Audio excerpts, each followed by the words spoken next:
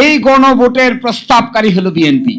কথাবার্তার যখন উল্টাপাল্টা হয় তখন ওই জাতির ভাগ্যে খারাপ ছাড়া ভালো কিছু অপেক্ষা করে না।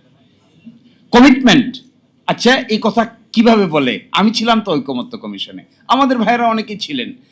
এই গণভোটের প্রস্তাবকারী হলো বিএনপি। আর একটা গোপন কথা কিছুটা হলেও ইঙ্গিতে বলে যায়, যখন ডেডলক হয়ে গেল যে বাস্তবায়ন প্রক্রিয়া কি হবে, কেউ কোনো রাস্তা বাইর করতে পারে না, তখন মিটিং বিরতি হলো। বিরতির পাশে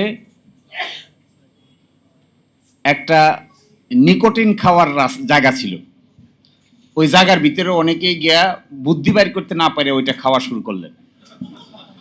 ওইটা খেতে খেতে কারো কারো মাথায় বুদ্ধি আসলো, না না পেয়ে গেছি, ইউরেকা ইউরেকা ইউরেকা পেয়ে গেছি পেয়ে গেছি। সেটা কি? চলেন আমরা সবাই মিলে গণভোটের লাইনে যাই, মানুষকে জিজ্ঞাসা করি। কারণ রাজনৈতিক দলের কিছু লোক মিলে এখানে আমরা প্রস্তাব করতেছি, মানুষকে তো জিজ্ঞাসা করি নাই।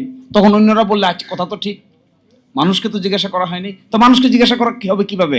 গণভোট গণভোট গণভোট।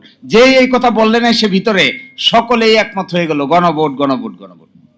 প্রস্তাবকারী লোক মানুষ, প্রস্তাবকারী দল এখন বলছেন গণভোটের আদেশ মানতে তারা বাধ্য নন।